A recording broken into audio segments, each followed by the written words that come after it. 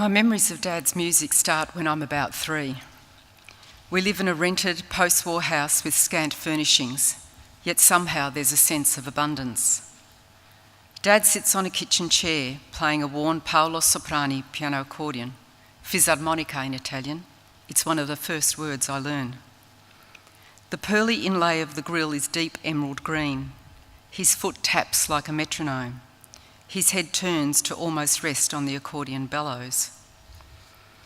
I watch his right hand travel up and down the keyboard. His left works the bass buttons. He flicks the treble switches and pushes the bellows in and out in seamless coordination. To a small child, Dad's fingers and arms work magic. Music fills the house. It keeps a smile on my mother's face. My father has played piano accordion almost daily since he was 15, interrupted only by World War II. At 90, he plays weekly sessions in nursing homes and at community events, a fact he gleefully lords over my 2 muso sons, whose gigs are frustratingly infrequent. These days, the soprano he uses is sleek and finely crafted. It's a long way from his first accordion.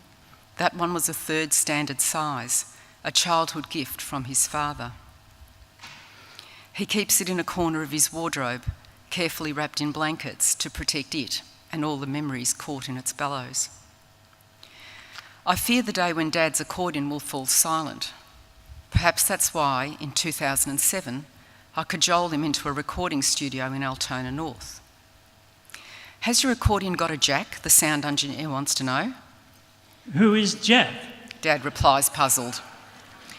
The engineer laughs. He solves the problem by sitting Dad on a stool and building a lattice of microphones on stands around him.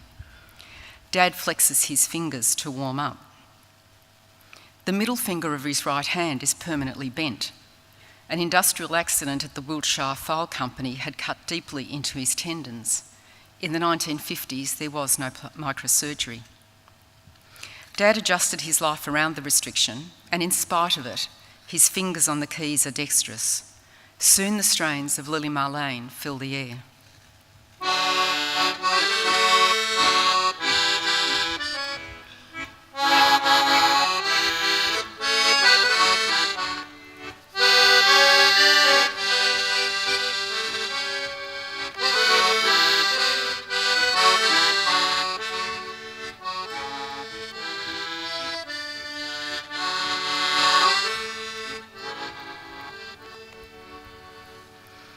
The engineer stops what he's doing. When Dad finishes, he says, "You're pretty good."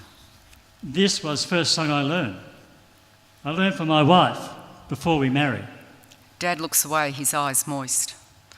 The old German song seems an odd romantic choice for someone who was wounded 3 times while serving with an anti-Nazi resistance movement. When she was sick, I played for her every day. One day, after her chemotherapy, I stopped, so not to disturb her. She asked me, "Why you stop?" So I play more. He adds in a whisper. Now I play to her picture every day. A tangle of emotions catches in my throat. The engineer's question breaks the silence. "Do you read music?"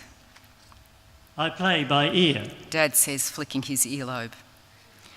I spend the session at the mixing desk, watching Dad in the recording booth, reflecting on the importance of his music to our family's identity. It's been the soundtrack of my entire life, tying together our past, present and future. When Dad records Lilli Marlene for the CD, he struggles with his emotions and I ache for him. A few hours later, he has a simple CD of 26 short tracks. Dad turns it over in his hands as if it's a wondrous object. I will send copies to my sisters in Italy, but I think I can do better. We come back another day, yes? Anything you want, Dad. My mother is 14 years gone now. In the void left by her death, Dad moved next door to me. He still plays his beloved fisarmonica every day. He's convinced he's improving. Through his open window, the sweet music floats to my home, stirring my memories. I am 3 again. My mother is smiling.